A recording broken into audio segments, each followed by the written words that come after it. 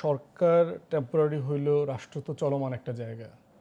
So আপনাকে কোনো না কোনো ফর্মে অতীতের দায় নিতেই হবে। অতীতের কোনো না কোনো ফেইলিয়ার ঠিক ইকুয়ালি যদি কোনো সাকসেস থাকে, যেমন ধরেন আওয়ামী লীগের আমলের অর্থনীতি যেভাবে ধসে গিয়েছিল, ব্যাংকিং সিস্টেম ধসে গিয়েছিল, ইউনূস সরকার তো সেখানে একটা ডিসিপ্লিন ফিরায় নিয়ে আসছে। তো সেটার একটা ক্রেডিট তো আপনি সরকার পাচ্ছেন। আবার দেখেন আজকে মাননীয় প্রধানমন্ত্রীর সাথে রাশিয়ান যে রস্টমের যে ডাইরেক্টর তিনি গিয়ে দেখা করেছেন। প্রজেক্টটা তো আওয়ামী লীগের, কিন্তু ইউরেনিয়ামকে আপনার বিদ্যুতে কনভার্ট করবার জায়গা এবং এটার বেনিফিট এই লোডশেডিংয়ের জমানাতে এটার বেনিফিট এটার ক্রেডিট তো আবার বিএনপি সরকারও কিছুটা পাবে। তাহলে এই জন্য প্রশ্ন হচ্ছে যে সব সরকারের ধারাবাহিকতা আছে, আমাদেরকে দেখতে হবে যে কোন জায়গাতে আপনি এটা কীভাবে ডিল করছেন। যেমন ধরেন হামের ক্রাইসিস চলছে, হামের ক্রাইসিসে আওয়ামী আমল থেকে এটার ফেইলিয়ার আছে, লুটপাট, টেন্ডার, কাকে দিবে না দিবে, সিরিঞ্জ কেনা, দেশি কোম্পানিকে আনা, ইউনিসেফকে নেওয়া, ব্যাংকক থেকে WH-এর রিকমেন্ডেশন করে নেওয়া, আসা না লোকাল বিজনেসকে দেবে, এই 2 নম্বরে 9 নম্বরে চলেছে। ইন্টারিম এটাকে সিরিয়াসলি নিতে পারে না, কারণ তখন ওইখানে হেলথ মিনিস্ট্রির আন্দোলন সংগ্রাম চলছিল, ওখানে পদোন্নতি এটা নিয়ে। এখন প্রশ্ন হচ্ছে দায়টা আপনি কাকে দেবেন। দিন শেষে যেটা দরকার সেটা হচ্ছে গভর্নমেন্ট অফ দ্য টাইমকে সবসময় দায় নেওয়াটা ভালো গণতন্ত্রে, অলওয়েজ, যে হ্যাঁ এটা আমার রেসপন্সিবিলিটি, আমাকে এখন ডিল করতে হবে এটা। আপনি যদি শুধুমাত্র অতীতের ফেইলিয়ারকে অন্যের ঘাড়ে দেন, তাহলে যেটা হবে বর্তমান সংকটটাকে আপনি ডিল করতে পারবেন না।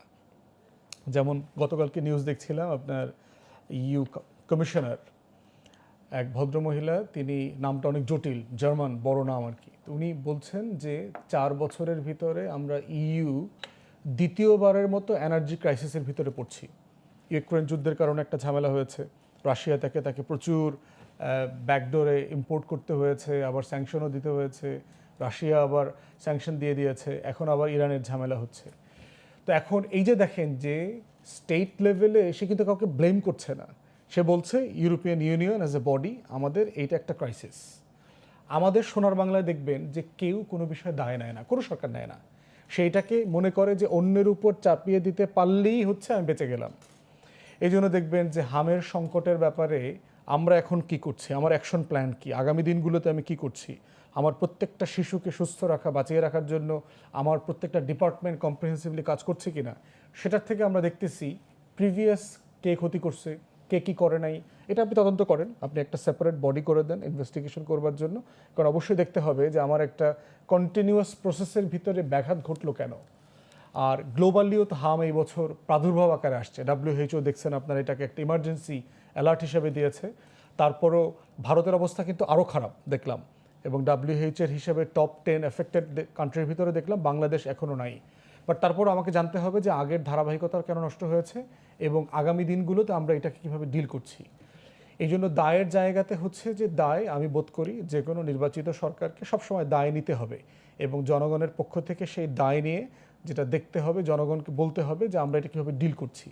জ্বালানি ক্রাইসিস নিয়ে দেখেন একইভাবে, যে জ্বালানি তো ঐতিহাসিক লুটপাটের জায়গা, গত 17 বছর হেন কোনো ধরনের লুটপাট নাই জ্বালানি সেক্টরকে নিয়ে করা হয়নি। কিন্তু এই কাজ কি গত বিএনপি জামাতের সরকারে হয়নি? হয়েছে তো।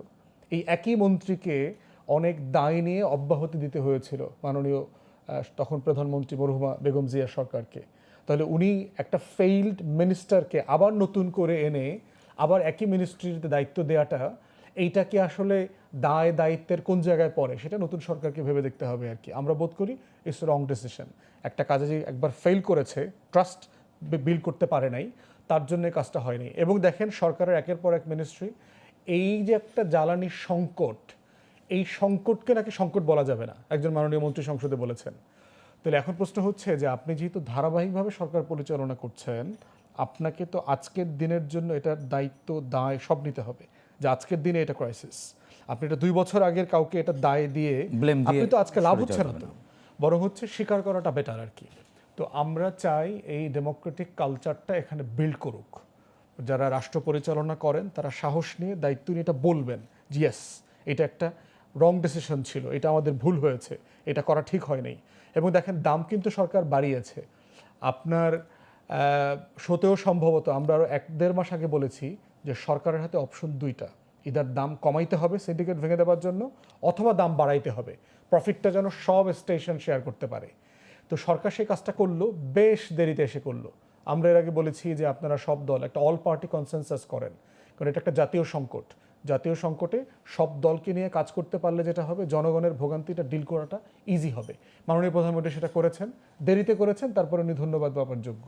তো সেই জন্য হচ্ছে যে দায় সব জায়গাতে সরকারি দলের, বর্তমান সরকারি দলের, এবং আগামী দিনগুলোতে একইভাবে এটা সরকারি দলের উপরেই থাকবে, একই রকম যেভাবে তিনি ক্রেডিট, মানে এটির ধারাবাহিকতা, এটাই ধারাবাহিকতা।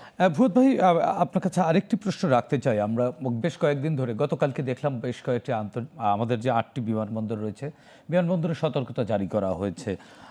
মাননীয় প্রধানমন্ত্রীর তথ্য উপদেষ্টা ডক্টর জাহিদুর রহমান তিনি বলেছেন যে দেশে জঙ্গি আছে, হ্যাঁ, আর স্বরাষ্ট্রমন্ত্রী বলছেন যে এরকম এই শব্দটি তিনি রিকগনাইজ করতে চাচ্ছেন না।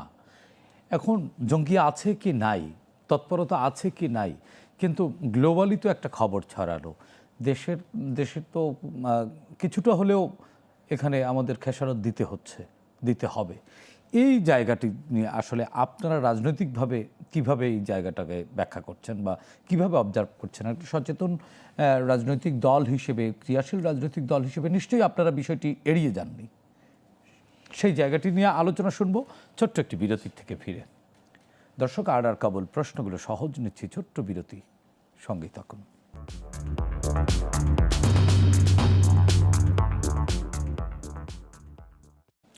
দর্শক, বিরতির পর আবারও স্বাগত জানাচ্ছি আর কাবুল প্রশ্নগুলো সহজ। আমাদের সঙ্গে আলোচনার জন্য স্টুডিওতে যুক্ত আছেন এবি পার্টির সাধারণ সম্পাদক ব্যারিস্টার আসাদুজ্জামান ফুয়াদ, আছেন বিএনপি নেত্রী হেলেন জেরিন খান। ব্যারিস্টার আসাদুজ্জামান ফুয়াদ, আপনার কাছে প্রশ্ন রেখে বিদায় নিয়েছিলাম। মাননীয় প্রধানমন্ত্রী তথ্য উপদেষ্টা বলছেন যে জঙ্গি আছে, তবে তৎপরতা নেই। আবার স্বরাষ্ট্রমন্ত্রী এই শব্দটি রিকগনাইজ করতে চাচ্ছেন না। দেখেন, এবং এটা ট্রিগার পয়েন্টটা হচ্ছে ডিএমপির counter terrorism and cross border CTTC একটা ইউনিট আছে, এই ইউনিটের পক্ষ থেকে এইটা কথাটা বলা হয়েছে, এবং এটা হলো স্বরাষ্ট্র মন্ত্রণালয়ের অধীনে একটা ডিপার্টমেন্ট। তাহলে দেখেন, ওই যে দায়ের আলোচনা করছেন না, যে সরকারের ভিতরে মিনিস্টেরিয়াল যে ইন্টার কানেকশনটা থাকা দরকার, সেটা তো এখানে আমরা দেখতে পাচ্ছি না। মানে উপদেষ্টা যিনি জাহিদ ভাই, উনি তো হোম সেক্রেটারির সাথে, হোম মিনিস্টারের সাথে কোনোভাবে কানেক্টেড না, মানে তথ্যের মানুষ। হ্যাঁ, তাহলে উনি তথ্য দেবেন, ওই তথ্যটা যে মিনিস্টারের সাথে রেলেভেন্ট তার সাথে ডাবল চেক করে নিতে হবে তো, কারণ তথ্যের এই যে গ্যাপটা হচ্ছে লেজিটিমাইজ করতে হবে। এবং এটা তো একটা হাস্যকর হয়ে গেল না, যে প্রাইম মিনিস্টারের উপদেষ্টা এবং তার মিনিস্টার, সবচেয়ে পাওয়ারফুল মিনিস্টার প্রাইম মিনিস্টারের এই সরকারে, আমরা মাঝে মধ্যে আমাদের বড় ভাইরে ডেপুটি প্রাইম মিনিস্টারও বলি আর কি। তো সেই জায়গায় যে গ্যাপটা হচ্ছে, সেই গ্যাপের ভিতরে আপনি 8 বিমানবন্দরে ইতিমধ্যে অ্যালার্ট জারি করে দিয়েছেন।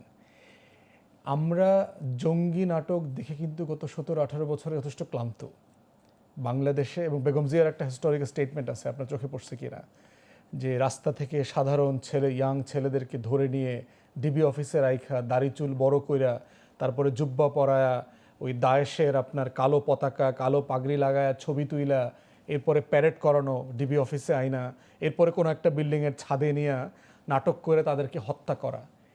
এই যে ওয়ার অন টেররের ন্যারেটিভ, জঙ্গি দমনের যে বয়ান আমরা গত 16-17 বছর ধরে দেখেছি, রেজাল্ট কি হয়েছে?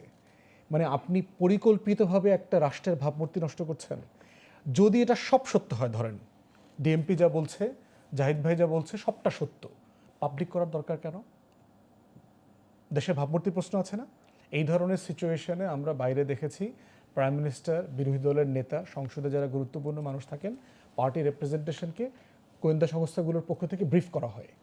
প্রাইম মিনিস্টার তখন যেটা করেন, বিরোধী দলের সাথে কথা বলেন, ক্রস চেক করতে হয়, কারণ গোয়েন্দা সংস্থাগুলোর ভিতরে কিন্তু আবার নিজস্ব পলিটিক্স আছে, কনস্পিরেটরও থাকতে পারে। হ্যাঁ, গোয়েন্দা সংস্থার ভিতরে কিন্তু আবার নিজস্ব দুষ্টামি আছে, যে এই দুষ্টামিটা করে ওইটা ধরতে হয়, মানে কাউন্টার ইন্টেলিজেন্স, কাউন্টার ইন্টেলিজেন্স করতে হবে আপনাকে। তখন এইটা আপনি ডাবল চেক করে পিএম একটা কোর্স অফ অ্যাকশনে যাইতে হবে, যে এটা আমি কি ইন্টারনালি ডিল করব, সিচুয়েশনটা গোপনে নীরবে ডিল করে ফেলবো, না আমি এটা পাবলিক করব। মানে আপনি কেন পাবলিক করলেন এবং প্রিম্যাচিউরলি করলেন? এবং এইটা করে যেটা হচ্ছে, দেশের ভাবমূর্তি নষ্ট হচ্ছে, সরকার বিব্রত হচ্ছে, এবং এইটা ধরে নেওয়ার সুযোগ আছে কিনা আপনার বিএনপি জামাত ক্ষমতায় থাকার সময় আওয়ামী লীগ কিন্তু কন্টিনিউয়াসলি এই বিএনপি জামাতের প্রপাগান্ডা টুলস হিসেবে ইউজ করছে। বিএনপি জামাত জঙ্গি, বিএনপি জামাত মৌলবাদী, বিএনপি জামাত এই সন্ত্রাসীদেরকে পোষে, বিএনপি জামাতের সাথে বা জঙ্গি এই আব্দুর উত্থান রহমান, হয়। হুজি, শায়েক, হাবিজাবি এদের সাথে যোগাযোগ আছে, বিএনপি জামাত এগুলো মদত দেয়, বিএনপি জামাত এই 21শে আগস্টের সাথে জড়িত। টোটাল একটা বয়ান তৈরি করছে না? সেই বয়ানটা 111-এর রেজাল্ট নিয়ে আসছে এবং পরবর্তীতে 17 বছর ধরে এই বয়ানের উপরে কিন্তু বিএনপি জামাতকে আওয়ামী লীগ এবং আওয়ামী লীগের বুদ্ধিজীবীরা ব্যাশিং করেছে। তাহলে এক্স্যাক্টলি কি আপনি আওয়ামী লীগের সেই ন্যারেটিভে ঢুকতেছেন? বিকজ জামাত এখন প্রধান বিরোধী দল, একটা ইসলামী দল, তাকে এখন আপনার ট্যাগলাইনে রাখতে হবে। কিন্তু সরকারের তো ওই রকম মেয়াদও হয়নি যে বিরোধী দলকে এক ধরনের চাপে ফেলতে হবে এই ধরনের না, মানে ট্যাগিং করে। টোটাল ন্যারেটিভ আর কি, মানে এমন হইতে পারে কিনা যে আপনি ওইরকম একটা জায়গাতে নিতে চাচ্ছেন যেখানে বিরোধী দলকে আপনি মানে এই ট্যাগলাইনে নিয়ে যাবেন। এই ট্যাগলাইনে নিয়ে রেজাল্ট কি, আপনি কি অ্যাচিভ করবেন? জামাত বলয় তো প্রায় 3 কোটি ভোট পাইছে, তার 1 কোটি নেতাকর্মী আছে, আপনি তাকে নাই করে দিতে পারবেন পলিটিক্সে? আওয়ামী লীগ তো পারে নাই। রেজাল্ট কি হয়েছে? আওয়ামী লীগ জামাতকে আরও বেশি পপুলার করছে। জামাত তো এত পপুলার তার পলিটিক্যাল হিস্ট্রিতে ছিল না। তাহলে আপনি কি আলটিমেটলি এই ট্যাগলাইন ব্যবহার করে জামাতকে ক্ষমতায় আনার জন্য চেষ্টা করছেন? যারা বাংলাদেশ জঙ্গি রাষ্ট্র হয়ে গেছে, আফগানিস্তান হয়ে গেছে, তালেবান হয়ে গেছে, কি করতে চাচ্ছেন? মানে আমি এটার ভিতরে কোনো বেনিফিট দেখতেছি না এবং টোটাল অ্যারেঞ্জমেন্টটাই মনে হচ্ছে খুবই মানে মানে ওই যে ছ্যাঁচড়া পোলাপানরা যখন ডাকাতির প্ল্যান করে এলাকায়, ধরেন যারা গাঁজা খায়, ওরা যখন একটা ব্যাংক ডাকাতির চিন্তা করবে তখন কিন্তু প্রচুর ভুল হবে। তো এইরকম খুবই লো প্রোফাইল অপারেটিভসরা মিলে এই দুষ্টামিটা করতেছে আর কি মনে হচ্ছে। তো এই জন্য আমার কাছে মনে হচ্ছে একটা সমাজে প্রান্তিক জনগোষ্ঠী থাকাটা অস্বাভাবিক না, সব সমাজে আছে। প্রেসিডেন্টকে দেখলেন না, গুলি করলো কদিন আগে ট্রাম্প? ইউরোপ আমেরিকাতেও হ্যাঁ, আছে। সব জায়গাতে আছে।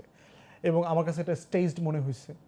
আমেরিকার মতো একটা জায়গায় আপনার হোয়াইট হাউসের ডিনার, শতাধিক সাংবাদিক আসতেছে, এখানে প্রেসিডেন্ট যাচ্ছে, হোটেল হিলটন, এখানে রিগানকে গুলি করা হয়েছিল একবারে। অনেক সেন্সিটিভিটি আছে তো, 30-এর উপর গোয়েন্দা সংস্থা, আপনার একটা ভেটিং আছে না? তা আপনি এই জিনিসটা কেন ঘটলো? নির্বাচনের আগে ট্রাম্পরে গুলি করলো, কানের উপর দিয়ে গেছে। তো আপনি এই সামনে একই আবার লোককে বারবার midterm। গুলি করে কেন? আবার মিডটার্ম আসতেছে সামনে, ইরানের যুদ্ধে সে মাইনকাচি পায় আছে। তো সব কিছু মিলে আমার কাছে একটা স্টেজড ঘটনা মনে হয়েছে। একই নাটক, এই নাটকটাকে আপনি কেন এই লেভেলে মানে এই জঙ্গি বিষয়টা নাটক মনে হচ্ছে আপনার কাছে? মানে আমার কাছে মনে হচ্ছে এটা একটা হাস্যকর বিষয় আর কি। আপনি এই ধরনের সিচুয়েশন দেশের ভাবমূর্তির কারণে কখনো আপনি পাবলিক করাটা জেনুইনলি ভালো কাজ না দেশের জন্য। আবার দুইজন দুই ধরনের বক্তব্য দিয়ে দুজন বক্তব্য দিয়েছে। তারপরে যেটা দরকার, যদি এই ধরনের ঘটনা জেনুইনলি আপনাদের কাছে তথ্য প্রমাণ থাকে, এটাকে একটা বিশ্বাসযোগ্য জায়গায় নিতে হবে।